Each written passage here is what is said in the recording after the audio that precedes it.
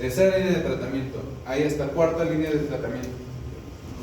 Pero cada vez que nosotros lo vamos teniendo, lo único que ayudamos es a llegar a la fase en la que el paciente no tiene síntomas o etapas libres de progresión. Acuérdense que esto es más específico para hematología, pero en oncología es un poquito diferente porque tenemos cirugía posible o oncología quirúrgica que nos ayuda también un poquito a limitar el daño. Pero más o menos es así. Bien. Una vez que vimos esto, ahora sí, dentro de los medicamentos, no sé dónde dejé esa presentación, pero bueno.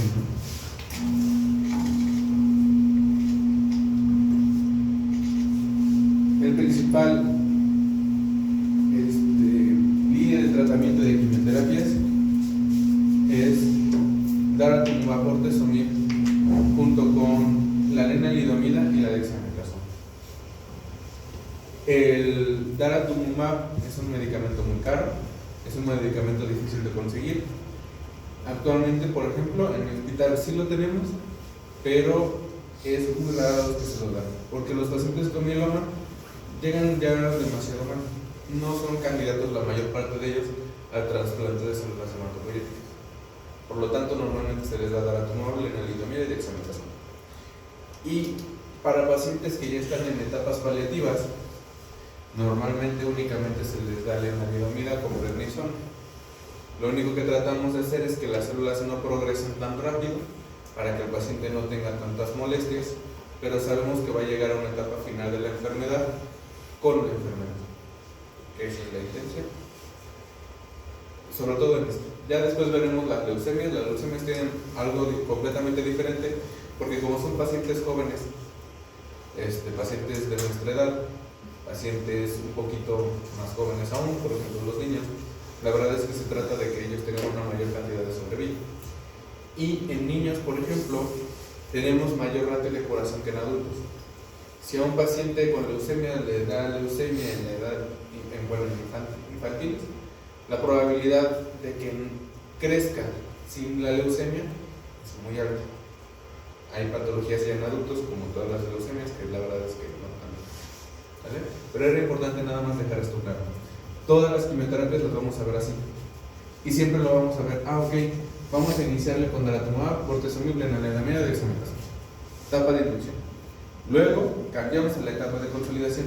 Etapa de consolidación, bortezomib, lenalidomida, dexametasona. Tenemos terapia de mantenimiento. Terapia de mantenimiento, lenalidomida con dexametasona o lenalidomida con prednisona. Puede haber otras, como por ejemplo la talidomida o la polidomida, que también son más específicamente para la etapa de mantenimiento. Pero actualmente estos son los fármacos más importantes para el tratamiento. Y creo que ya. ¿Dudas? Sí quedó más o menos claro, porque todas las quimioterapias las vamos a ver así. Bueno, no así, les voy a poner otros cuadros, en donde viene primera línea, segunda línea, tercera línea, cuarta línea, y así. Bien, muchas gracias. Bueno, para el pronóstico tenemos una supervivencia de 5 años posterior a recibir el diagnóstico, con tratamiento y control, tratamientos revolucionarios, que es lo que viene diciendo el doctor, que actualmente ya hay más medicamentos y más tratamientos para dar una mejor esperanza de vida a los pacientes, y una estratificación de factores de riesgo para tener en control a los pacientes con mayor probabilidad de supervivencia o una menor probabilidad.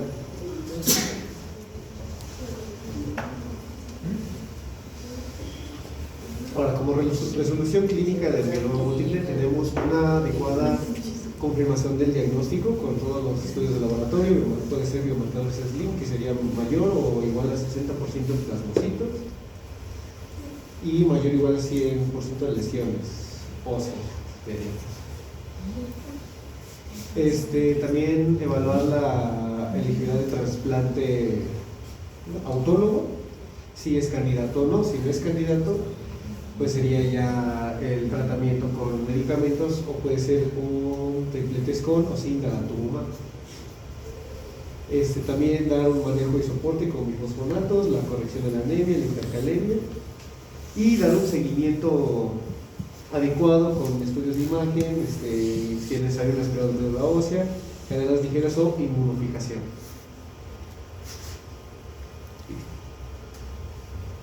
Y como conclusión tenemos que es una enfermedad hematológica maligna caracterizada por la proliferación descontrolada de células plasmáticas en la médula ósea.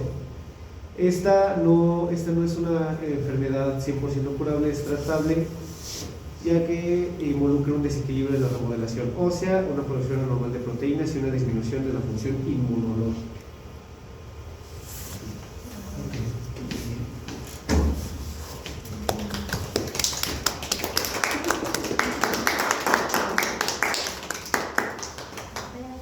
Nada más antes de que terminemos la clase, bueno, esta clase, necesito que sepan que existen grupos de riesgo. A todos los pacientes con mieloma, después del aspirado de médula ósea, se tiene que mandar su aspirado a genotipo para identificar si tiene algún tipo de translocación o si tiene algún componente de alto riesgo de la enfermedad. ¿Por qué? Los pacientes que tienen alto riesgo de progresión de la enfermedad también influye para que el tratamiento no sea el más, digámoslo así, el más fuerte. ¿Por qué? Porque de por sí tienen mal pronóstico. Entonces, tenemos el riesgo estándar, que son los que están en su mano izquierda. Estos son los que más van a ser los más comunes. Y los que tienen riesgo alto, que son los de su mano derecha, si tenemos uno de ellos, va a cambiar muchísimo el pronóstico. Hay doble hit, que son 2 factores de riesgo, y triple hit, que son 3 de las modificaciones. Y por último, su compañera comentó algo sobre el DHL, la beta-2 microglobulina, que no se les pide a todos. Aquí hicieron un poco, sí se les da a todos, sí se les pide a todos. ¿Por qué? Nos dice el estadio de la enfermedad. La beta-2 microglobulina junto con la DHL nos va a decir si tenemos una progresión rápida, una progresión lenta o una enfermedad en estadios iniciales. ¿Cómo lo vamos a saber? Esta clasificación, si ustedes buscan mieloma en la calculadora que les comenté, van a ver estas etapas estas estratificaciones de riesgo, en donde van a venir, ok, tu paciente tiene algunos de los factores de mal pronóstico, algunos de los que estábamos viendo arriba. Si lo tienen, ok, va a aumentar la mortalidad a 5 años. Tienes beta-2 microglobulina aumentada, nos va a decir que tienes más riesgo. Tienes DHL elevado, tienes también más riesgo. Y tienes albúmina disminuida, tienes aún más riesgo. Si nosotros tenemos estos factores, lo vamos a considerar un estadio 3 de la enfermedad, que quiere decir una etapa en la que la enfermedad está teniendo una progresión muy rápida. Ya posteriormente, si nosotros tenemos la albúmina normal, la beta-2 microglobulina baja, la DHL normal, y no tenemos factores de riesgo que ya estábamos viendo, vamos a identificarlo como estadio 1. Pero para eso es la calculadora que les comenté. No siempre nos vamos a acordar de esto, porque son muchos cánceres, muchos. Los oncólogos, como nada más se dedican a eso, es mucho más sencillo. Pero, de todas maneras, para ustedes, como medicina general, les puede decir, ok, tengo un paciente que tiene mieloma múltiple, tengo que continuarle su tratamiento. Bien únicamente que le chequemos su diabetes. Ok, vamos a ver cuál es su pronóstico. ¿Cuál es su pronóstico de la enfermedad? Nos sirve para muchas cosas. Saber cuánto tiempo tiene un paciente, cuánto tiempo nosotros vamos a continuar con ese tratamiento. Si el paciente de por sí ya tiene muchas enfermedades y se encuentra mal y está en un estadio 3, hasta donde nosotros vamos a hacer una limitación de la terapéutica. Esta limitación es más humana en varios casos, porque los pacientes sufren mucho. La quimioterapia es fea, es difícil. Si nosotros no sabemos cuándo parar, el paciente únicamente va a estar sufriendo y no va a tener ninguna recompensa por ello. ¿Vale? Entonces, por eso es importante la estratificación de riesgo. Bien, ¿dudas? ¿Comentarios? ¿Traumas existenciales? Muchos. Todos los días uno nuevo. Todos los días nace. Entonces,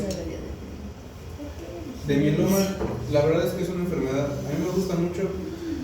Nada más es importante comentarles, puede llegar a nefro o puede llegar con ustedes por lesión renal, puede llegar con ustedes por una fractura patológica, puede llegar con ustedes con una anemia que ya le descartaron que sea ferropénica, que sea una anemia que no tiene, que es megaloblástica pero no tiene absolutamente ninguna deficiencia.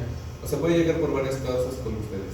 Si ustedes logran identificar alguna cosa que les genere ruido en el paciente, como por ejemplo aumento de proteínas en la orina, junto con anemia, la función renal un poquito aumentada, mándenlo, que lo estudien.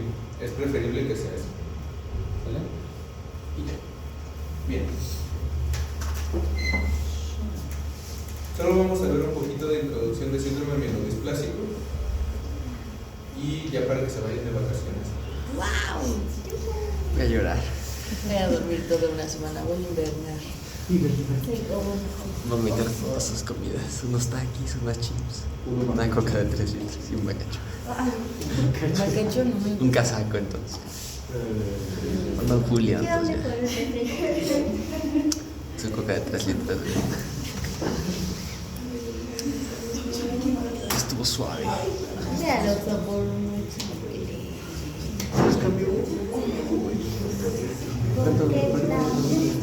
Ahorita no sale. No te dije. Ah, pero te dije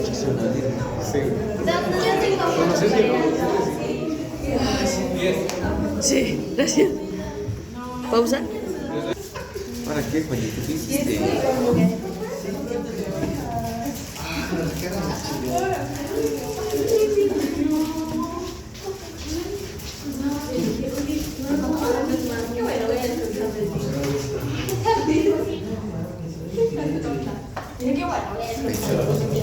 Me acabo de dar cuenta que Carlita y yo tenemos los mismos tenis. Hoy no, pero tengo lo mismo.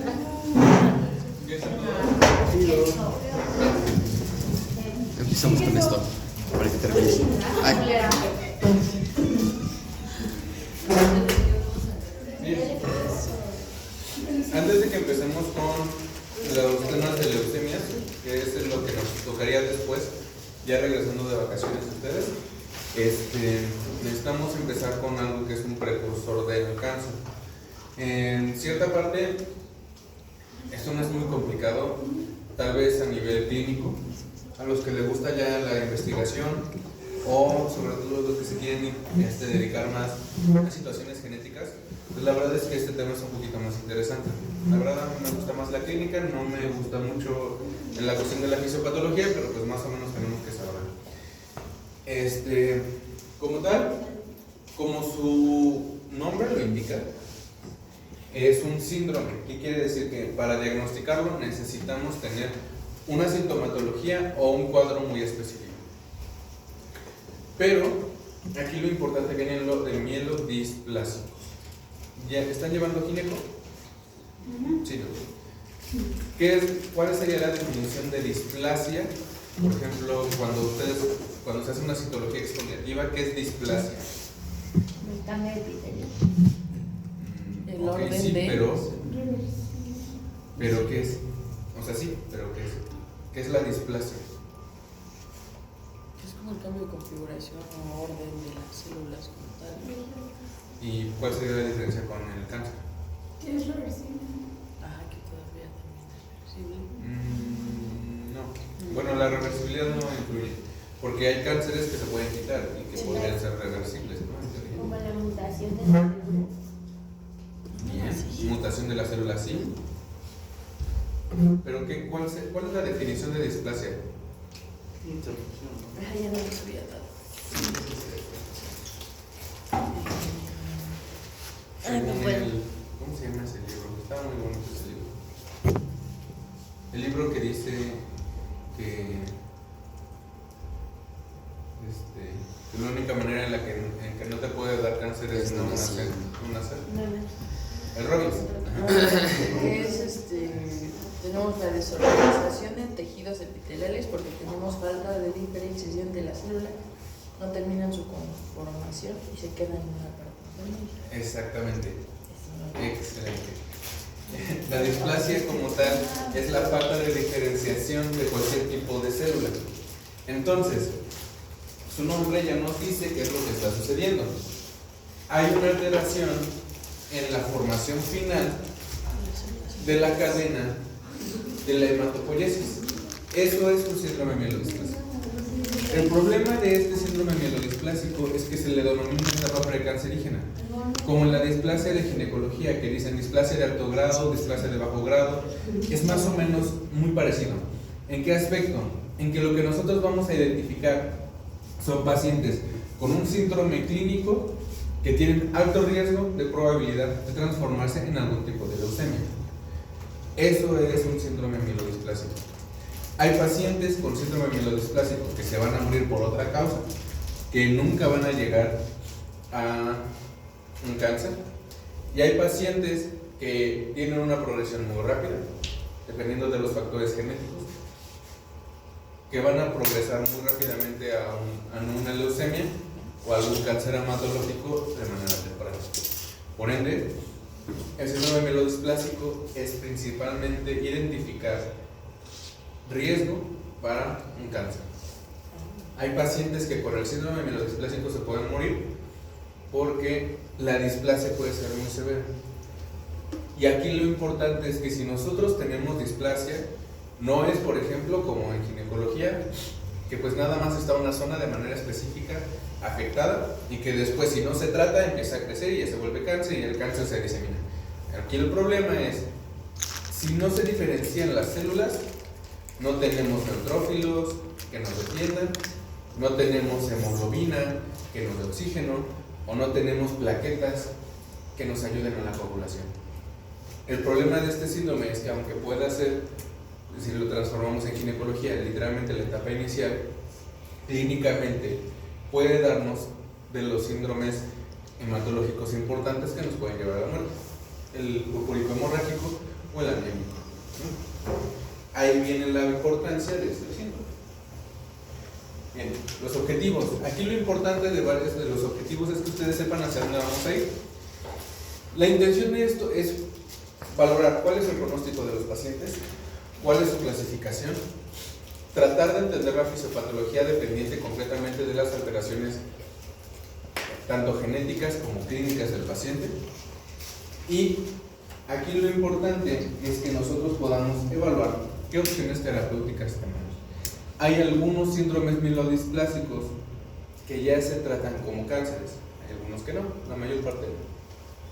Bien, esto es lo que les estaba comentando. Vamos a tener un grado muy grande de patologías clínicas, pero quiero que se evidencie lo principal. Los síndromes clínicos son debidos a citopenias, literalmente. Si nosotros tenemos una citopenia de tipo de la hemoglobina o de los eritrocitos, vamos a tener anemia. De los leucocitos podemos tener linfopenia, podemos tener neutropenia. De las plaquetas, trombocitopenia. Pero la verdad es que ese es el rango máximo que podemos tener. Los síntomas clínicos van a estar. Vamos a tener etapas precursoras, pero ahorita vamos a llegar a eso. Se denominó por primera vez en 1982 y la OMS le ha dado mucha importancia, y de hecho, por ejemplo, en Europa y en Estados Unidos y aquí en Puebla ya hay un panel. En algún momento, no sé si se los comenté, creo que no les he dicho eso, pero hay paneles para identificar si tenemos ya mutaciones específicas en la sangre que nos pueden llevar a un cáncer. El panel de mutaciones, por ejemplo, en el Ruiz sale como en 35,000 pesos. Son el panel sencillo, el que tiene nada más como 5 o 7 proteínas, pero lo importante del síndrome mielodisplásico es que se han hecho tantos estudios, por ejemplo, en Europa y en Estados Unidos, que ya tenemos hasta 25 genes específicos que nos pueden identificar si tenemos riesgo o no riesgo de leucemia. Es importante que hay algunos que son innatos y otros que son adquiridos, pero lo importante es que cobra mucha importancia en los últimos años por eso, porque ya podemos identificar etapas tempranas para hacer modificaciones. Y, por ejemplo, el IPSS, lo vamos a ver ahorita, es una escala pronóstica para este tipo de enfermedades. Ahorita lo vamos a ver. Aquí lo importante es que vamos a tener que es de 4.5 a 100,000 casos de manera anual. La importancia de esto es que la verdad es una enfermedad relativamente rara, pero nosotros lo tenemos que tener en consideración. Al final de todo esto espero que nos dé tiempo a hacer como una clase de integración en la que se van a dar cuenta que la mayor parte de esto solo es anemia, sangrado y síndromes linfoproliferación, que puede ser hepatoesplenomegalia o linfadenopatías. Pero ustedes tienen que ir, ok, ya llegamos por ejemplo en una anemia, no tiene deficiencia de hierro, no tiene deficiencia de B12, es una anemia normo, es crónica. Lo único que nos va a decir si es cáncer, si es mieloma, si es un síndrome mielodisplásico, es un aspirado de médula ósea. Y nos va a decir, ok, tenemos alto riesgo, bajo riesgo, y ya con eso nos vamos a identificar. Pero todo empezó con una anemia. Todo empezó desde ahí, talasemia exactamente igual, o sea, muchas cosas son así. Si nos vamos en ese índole y vemos que nuestros síndromes clínicos son muy pocos, la hematología se vuelve clínicamente más sencilla. Lo único que tenemos que saber es cuáles son las opciones y cómo llegar a ellas. Ya el tratamiento con eso será de otra manera. Bien, esto es lo que les estaba comentando. Aquí lo importante es que es una proliferación clonal. Ya empezamos a tener clonas en nuestra sangre o en nuestra médula ósea. Al fin y al cabo, las clonas, como les estaba diciendo, son células que ya tienen las alteraciones genéticas para aumentar su supervivencia de alguna u otra manera. En este caso, son principalmente, creo que eso tampoco se los he dado, sería bueno que se los diera en este momento. Préstame, por favor.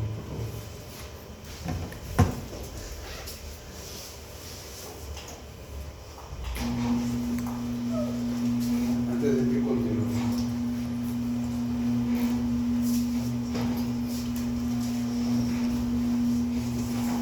Bien, ahorita me acordé porque ya vimos más o menos cómo es el inicio de la quimioterapia, ¿no? Pero ahorita que ya vamos a empezar en los cánceres, bueno, en este tipo de cánceres,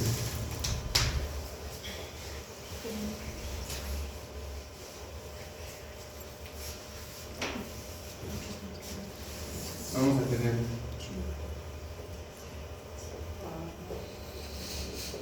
como fisiopatología, en todos los cánceres que vayamos a ver, vamos a ver alteraciones en la apoptosis,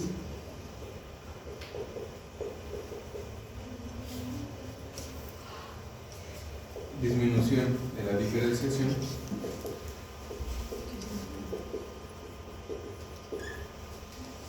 y un aumento en la reproducción.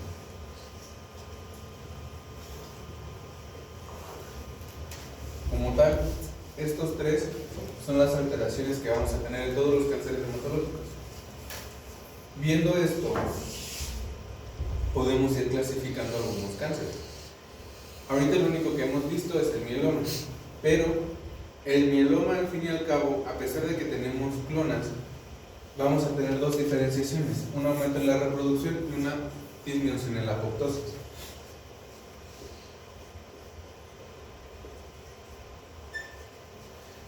Entonces, aquí vamos a tener una disminución de la diferenciación, que sería el síndrome mielodisplásico, que ya se considera un cáncer, es importante que lo tomen en cuenta. Una disminución de la diferenciación. Luego vamos a tener, por ejemplo, la leucemia linfoblástica aguda, que se denomina LLA. Es un aumento en la reproducción de blastos con disminución de la diferenciación. Salud. Salud. Gracias. Una disminución en la apoptosis sería la leucemia mieloide crónica y la leucemia linfocítica crónica. Solo tenemos alteraciones en la apoptosis en esas leucemias. Otra disminución de la diferenciación, la leucemia mieloide aguda.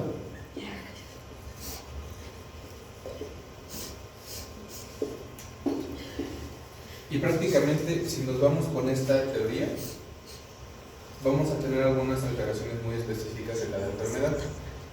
Si tenemos disminución de la apoptosis, ¿qué es lo importante aquí? Las células van a estar bien diferenciadas. Lo único que vamos a tener es un aumento en la proliferación de las mismas. Si tenemos una disminución de la apoptosis en los plasmocitos, mieloma. Si tenemos de la línea mieloide, ¿cuál es la línea mieloide? Ustedes ya lo saben. ¿Cuál es la línea mieloide? Neutros. Monos no. Monos son los precursores de los.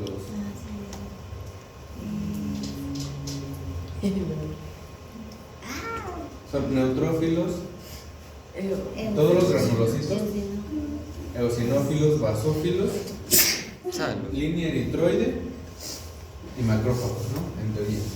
Pero aquí lo importante es que estos vamos a tener una diferenciación completa. Vamos a tener una diferenciación completa de la leucemia mieloide crónica y de la leucemia linfocítica crónica. Todas las células van a estar normales, no vamos a tener displasia. Lo único que vamos a tener es un aumento. Si ustedes ven en sangre periférica, les van a decir, linfocitosis. Ven un ganglio, le toman un ganglio, aumento de los linfocitos. Y ya. Aquí también vamos a tener el linfoma. Y el linfoma. No, nada más. Vamos a tener linfocitosis. En la leucemia mieloide crónica vamos a tener aumento de los neutros, aumento de los linfos, aumento de las plaquetas. La leucemia mieloide crónica nos va a dar aumento de todas las líneas. La linfocítica crónica solo de linfocitos.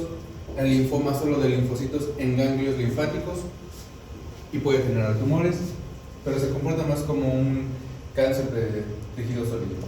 La alteración en la diferenciación.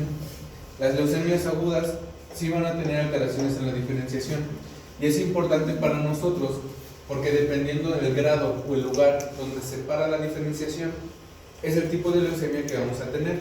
Aunque lo dividamos muy sencillo en leucemia mieloide y leucemia linfoide, dependiendo del grado, literalmente, es en donde nosotros vamos a tener el nombre y el apellido de cada leucemia. Y un aumento en la reproducción. Todas las que son agudas, tenemos un aumento desmesurado de células hemáticas que se están reproduciendo de manera constante. Tienen un alto grado de reproducción o de mitosis. Sería como que las características importantes. Cuando nosotros vayamos viendo cada uno de ellos, hagan el ejercicio, vean dónde está la alteración genética, dónde nosotros vamos a tener las alteraciones para que a ustedes sea más fácil como que agruparlos en su pensamiento y sea más sencillo irnos hacia un lado. Si en algún momento les llega una biometría hemática en donde ustedes ven todas las líneas bien diferenciadas, ya pueden decir, pues es una diferenciación, no tiene diferenciación alterada, tal vez tenga reproducción alterada, pero aquí lo importante es que tiene una disminución de la apoptosis. Vámonos hacia esa línea. Tenemos anemia, tenemos alteraciones en la apoptosis, puede ser una leucemia mieloide crónica o una linfocítica crónica. Es más sencillo. Mientras ustedes sepan diferenciar y encajonar las enfermedades de acuerdo a lo que ustedes consideran más común o algunas características específicas, va a ser más fácil para ustedes llegar a un diagnóstico y sobre todo que no se les olviden las enfermedades. Ahorita ustedes están en una etapa muy temprana, pero si ustedes saben muchas enfermedades pueden llegar a un diagnóstico diferencial más sencillo y ustedes pueden ayudar cada vez más al paciente. Es principalmente por eso. Bueno, era lo principal que quería explicarles. ¿Sí se entendió esto? Sí. Bien, entonces continuemos.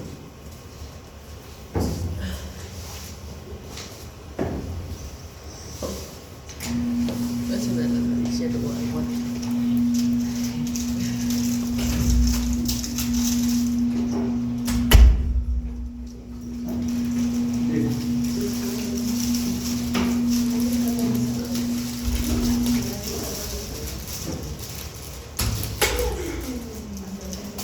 Tenemos la clasificación de la OMS, que esto es muy importante porque nos va a ayudar a entender un poco ¿cómo es que la enfermedad se lleva a cabo? La diferenciación, pues son muchas células que se necesitan diferenciar. Pero si tenemos afectación en una sola línea, pues vamos a llamarla displasia unilínea. Es síndrome mielodisplásico con displasia unilínea o unilínea. ¿Qué nos va a decir esto? Tenemos una anemia, por ejemplo. La anemia es constante, pero solo está esa línea afectada, solo la línea eritroide. Vamos a tener otra. Si tenemos dos o más líneas, se va a denominar multilínea. ¿Por qué? Al fin y al cabo, si nosotros tenemos alteración en la línea mieloide, la probabilidad es que todos, eosinófilos, basófilos, neutrófilos, vayan a estar alterados. Lo único que no vamos a poder diferenciar es, por ejemplo, si es por eosinófilos o si es por basófilos, porque al fin y al cabo, estos son citopenias, ¿no? Pero aquí influye también la trombocitopenia o la linfopenia. Cualquiera de estos, junto con otra, se va a denominar displasia multilínea. Antes, por ejemplo, la displasia unilínea se denominaba como anemia crónica pura, porque era la principal característica. Era una anemia de difícil control, sin causa, pero solo tenemos anemia. ¿Vale? Y aquí vamos a tener otros tres, bueno, cuatro. ¿Cuáles son estos tres? Este no me gusta mucho, pero ahorita lo vamos a ver. Estos tres, que son los sideroblastos en anillo, con lesión del 5 y exceso de blastos tipo 1 y tipo 2, son los que tienen mayor riesgo de conversión a una leucemia. Los sideroblastos en anillo, por ejemplo, están más asociados a leucemia mieloblástica o leucemia mieloide aguda. La de lesión del 5Q tiene mal pronóstico, pero no para leucemia, sino simple y sencillamente para una pancitopenia o para una destrucción completa por falta de diferenciación en nuestra médula ósea. Estos pacientes tienen alto riesgo de citopenias severas. Y el exceso de blastos es más característico para la linfoblástica aguda. Aquí nosotros vamos a ver después cuáles son las características de cada una de ellas, pero mientras ustedes sepan que existen estas, es más fácil para ustedes para identificar cuál es el riesgo para cada una de las patologías. Vamos a entrar en una etapa también en la que las neoplasias se van a relacionar entre sí y necesitamos identificar en qué etapa de la enfermedad estamos. ¿Por qué? Si se acuerdan, en el mieloma tenemos una etapa precursora donde tenemos la alteración sin aumento o sin alteraciones sanguíneas. Aquí vamos a tener exactamente lo mismo, que es el chip. El chip, que es la diferenciación o el potencial indeterminado con hematopoiesis clonal. ¿Qué quiere decir? Hacemos el aspirado, vemos que tenemos células clonales, pero no sabemos absolutamente nada más. Hacemos el genotipo, identificamos alteraciones, pero el paciente está asintomático. No tenemos ningún síntoma. En Estados Unidos y en Europa es más común, por lo que les comentaba. Por ejemplo, los seguros lo que hacen, sobre todo los seguros que son más costosos, dicen: si yo hago esto, puedo identificar a pacientes que no van a ser candidatos para mi seguro. ¿Por qué? Porque sabemos que van a tener una probabilidad de generar alguna enfermedad más adelante. Esta enfermedad, lo único que va a tener es la alteración genética. Y ya por último, una citopenia clonal de significado incierto.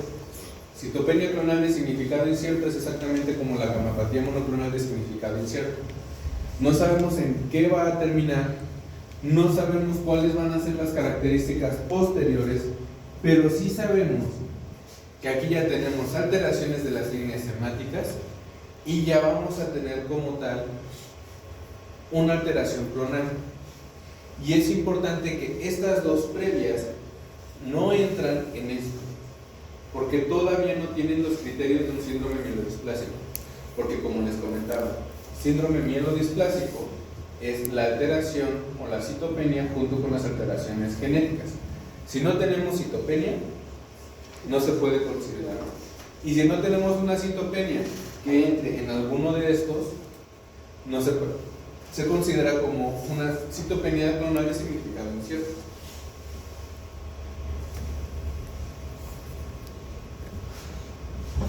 Creo que nos vamos a quedar en fisiopatogenia. Pero aquí lo importante es que tenemos una mutación, posterior a una mutación, el crecimiento clonal, y después del crecimiento clonal, la acumulación de mutaciones adicionales. Eso es prácticamente lo que vamos a tener. Tenemos normalmente dentro de nuestra fisiopatología una médula normal, toda tranquila. Van a llegar algunos factores de riesgo. Casi siempre los factores de riesgo van a decir que van a ser radiación, el uso de pesticidas, organofosforados, bencenos, o por ejemplo el tabaco. Tenemos esto y llega nada más una mutación en alguna célula, cualquiera de estas, el mieloblasto, el progenitor común de células hematopoyéticas o el megacardioblasto, genera la alteración genética y posteriormente empieza la progresión de nuestra enfermedad. Primero, vamos a empezar, por ejemplo, el modelo evolutivo clonal es algo que normalmente se está utilizando mucho ya en estas enfermedades. Empezamos con las alteraciones hematológicas de potencial clonal o de potencial indeterminado de origen clonal. Tenemos células clonales ya identificadas, con genotipo ya especificado, que sabemos que pueden generar una leucemia, sin embargo sin síntomas. Posteriormente se le agrega una citopenia que no tiene otras alteraciones o que todavía no se considera dentro de la etapa del síndrome mielodisplásico. Posteriormente este va a irse a un síndrome mielodisplásico y ya por último, en la etapa final, se nos va a ir a una leucemia mieloide aguda o una leucemia linfoblástica aguda. Son las fases que normalmente se están ocupando actualmente. Si ustedes ven SECUS, por ejemplo en algunos ingresos de medicina interna, cuando tenemos anemia, decimos, es una probable SECUS, una citopenia de significado incierto, todavía no sabemos qué tiene, pero al fin y al cabo es una citopenia. No cumple para síndrome mielodisplásico, pero ahí está. Entonces, ¿qué es lo que necesitamos? Protocolizar. Identificar qué tipo de citopenia es, hacia dónde nos vamos a ir y si es que tiene alguna alteración que requiera manejo por hematología. Bueno, y ya. ¿Dudas de esto? ¿Vamos bien? ¿No voy muy rápido? ¿Se está entendiendo? ¿Sí? Porque ahorita vamos a entrar a los genes y a todas las lesiones y todas estas cosas mutacionales. La verdad es que, pero bueno, independientemente de eso, los genes mutados más comunes, el SF3B1, ahorita vamos a ver su fisiopatología porque es una de las situaciones más comunes. El DNMT3A es otra de las mutaciones más comunes, y el SRSF2. Estas mutaciones, todas, cada una de ellas, como les comento, si ustedes en algún momento buscan genotipificación de los síndromes mielodisplásicos, la genotipificación ya es cada vez más abundante y paneles increíblemente más grandes con riesgo específico para cada una de las mutaciones para algún tipo de síndrome mielodisplásico. Pero aquí lo importante es que las mutaciones principales van a ser por splicing o por metilación de ADN. Vamos a tener alteraciones en la señalización y en la transcripción. Dependiendo de cada una de ellas les vamos a dar un factor de riesgo y el tipo de riesgo que vamos a tener para la progresión a la leucemia. Las de splicing, que son las que vamos a estudiar un poquito más ahorita, justamente vienen en el artículo que les mandé. Todo esto viene, la mayor parte de ellos en el artículo que les mandé, algunas cosas que vienen en otros artículos y en el libro, pero ese artículo está muy bonito, ya está un poquito viejo, pero la verdad es que está bastante bien especificado. Con que tengan ustedes esa idea, pues es mucho más sencillo para nosotros. ¿Sale? Entonces, el que tiene mayor afectación en teoría es el SRSF2, pero cualquiera de las dos, pues al fin y al cabo nos van a dar un pronóstico específico. Bien. Aparte de las mutaciones que estábamos viendo, que son las mutaciones que nos van a dar la tipificación clonal, vamos a tener mutaciones que nos van a ayudar a la diferenciación, a la reproducción o la mitosis de las células, y que si nosotros tenemos estas, nos van a decir, este tipo de síndrome mielodisplásico tiene alta probabilidad de generar clonas. Alta producción de clonas es igual a mayor probabilidad de leucemia. Y aquí vamos a tener también, por ejemplo, eso no me adelanto. Entonces, ¿cuáles son estas alteraciones? El TEL3 y el DNMTA3. El TEL2, DNMTA3. Este subtipo es raro. Si ustedes en algún momento lo encuentran, la verdad es que es altamente publicable. Yo solo he visto uno, se identificó bastante bien, se buscó el síndrome mielodisplásico, se buscaron todos los genotipos, se encontró únicamente la división 3-5Q y el 5Q tiene mayor probabilidad de recaídas en el síndrome mielodisplásico. Sin embargo, es uno de los únicos que tiene un tratamiento más específico para evitar la progresión. Y aquí es donde vamos a utilizar la lenalidomida como factor para disminuir la progresión de la enfermedad. Nos ayuda mucho. Este tipo de pacientes son pacientes también jóvenes, pero no son niños, son pacientes entre los 20 y los 30 años que normalmente pueden tener esta alteración y ya empiezan con citopenias. Entonces, es importante que nosotros sepamos únicamente que este tipo de asociaciones nos va a dar mayor probabilidad de tener un tratamiento efectivo.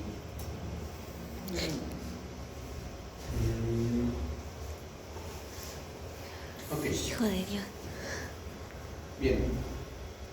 Este es lo del splicing del SP3B1, que la principal característica que vamos a tener es que vamos a generar mayor alteraciones, sobre todo en la conformación morfológica de nuestras células. Este tipo de splicing va a generar las alteraciones genéticas, sobre todo en el plegamiento al momento de hacer la alteración entre los intrones y los exones, que va a ocasionar que no se acoplen bien. Bueno, ¿cómo se diría? No es una alteración en la metilación, simple y sencillamente al momento de hacer el cambio de conformación para que nosotros podamos utilizar los intrones y los exones para su transformación o completa traducción, vamos a tener la alteración. Los dos puntos de anclaje que generan la duplicación para que se pueda hacer la translocación y la transformación de la señal genética va a ser la principal alteración.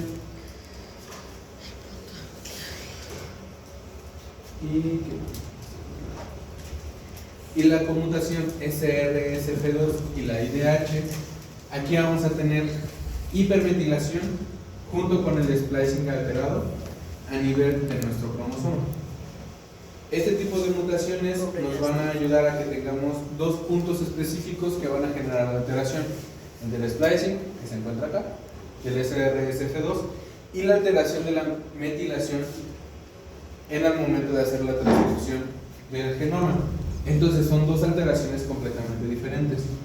No es lo mismo que solo tengamos splicing como en el anterior, que es el SF3B1, a que también una hipometilación o hipermetilación de alguno de los grupos que tengamos en el cromosoma. Aquí lo importante de esto es que va a generar, entre más alteraciones tengamos de hipermetilación, más inestabilidad vamos a tener en el cromosoma o en el genoma. La inestabilidad genética lo que nos va a ocasionar es mayor alteración en el momento de hacer una leucemia. Y ya por último vamos a tener la transformación leucémica. Hay diversas alteraciones que nos van a dar esta mutación. No todas se van a ir hacia la transformación, pero entre más hipermetilación e inestabilidad, más probabilidad hay de que nosotros lleguemos a esta enfermedad más avanzada. Entonces, cada una de las clonas que vayamos a tener se considera que en cierta parte hasta han evolucionado, porque las clonas que tenemos ahorita no son las mismas que tenemos hace 30 años. Se consideran múltiples factores de riesgo, pero aún así no se han encontrado. Por ejemplo, no sé si ustedes han visto en las cosas de bebés que dicen sin BPA o sin bisfenol A, ¿sí? Bueno, hay muchas situaciones que ahorita se están modificando por eso. El bisfenol A, según al momento de que nosotros tengamos, las calentamos o calentamos este tipo de plástico, tenemos mayor propensión a que tengamos alteraciones de metilación en nuestras células. Genera un estímulo para generar hipermetilación. Cada uno de estos factores hay muchísimos, por eso se dice que si nosotros nos vamos a la teoría genética de por qué nosotros tenemos cáncer, hay múltiples factores ambientales que nos van a determinar cuáles son las características o cuáles son las alteraciones que vamos a tener. Y por ende, las neoplasias de hace 30 años no son iguales a las que tenemos ahora. Lamentablemente, antes no se tenía la forma de estudiarlas, ahora sí. Si a alguno de ustedes le interesa esa rama, la verdad es que esa rama siempre va a tener un boom muy grande. Y hematólogos y oncólogos, ahorita actualmente hay pocos. Entonces, es una buena rama de la investigación. Y hasta aquí nos vamos a quedar. Vamos a terminar esta plática por hoy para que se puedan ir a descansar. Gracias. Amén. Esta libra mía ya fue. Que Dios te bendiga, Astrid.